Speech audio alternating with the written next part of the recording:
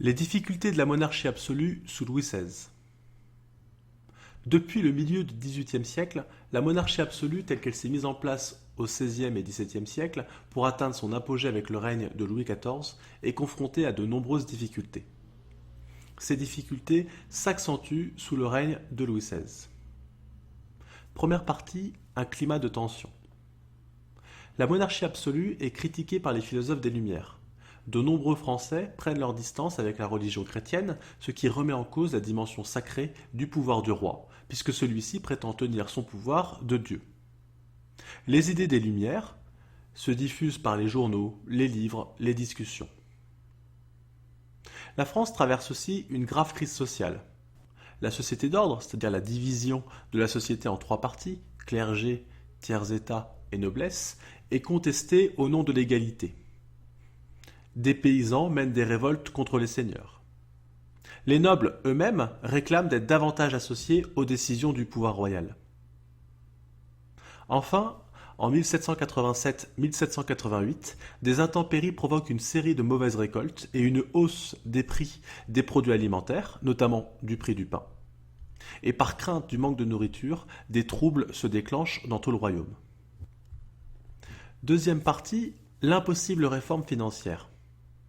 Au XVIIIe siècle, les comptes de la monarchie sont en déficit, c'est-à-dire que les dépenses sont plus importantes que les recettes. Cela est notamment dû aux frais d'entretien de la cour, aux dépenses militaires et au remboursement des dettes déjà contractées. La banqueroute menace. Des ministres nommés par Louis XVI cherchent des solutions. Turgot, Calonne, puis Necker proposent un impôt payé par tous, même par les nobles. Mais ces projets échouent à cause de l'opposition systématique des privilégiés, c'est-à-dire du clergé et des nobles, qui refusent de payer des impôts comme le tiers-état. Et Louis XVI se montre incapable de prendre des décisions. Troisième partie, la Révolution américaine, une inspiration pour les Français. Depuis le XVIe siècle, les Anglais possèdent des colonies en Amérique du Nord. En 1775, ces 13 colonies britanniques d'Amérique du Nord se révoltent contre l'Angleterre, protestant contre les abus d'autorité du roi d'Angleterre qui limitent leur liberté, notamment leur liberté de faire du commerce. Le 4 juillet 1776, les colonies proclament leur indépendance. La guerre démarre entre les Américains et l'armée anglaise. La France décide de soutenir les insurgés contre le roi anglais en envoyant une armée commandée par le marquis de Lafayette. Les Américains, soutenus par les Français, finissent par l'emporter en 1783.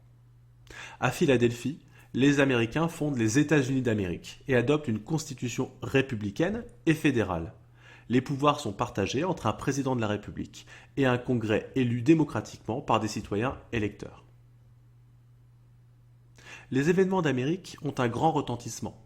Ils montrent que les idées véhiculées par les philosophes des Lumières peuvent être mises en application.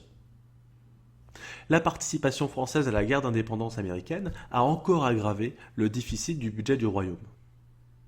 Les dernières années de la monarchie absolue sont donc des années de crise générale, crise politique, crise financière, crise économique et crise sociale.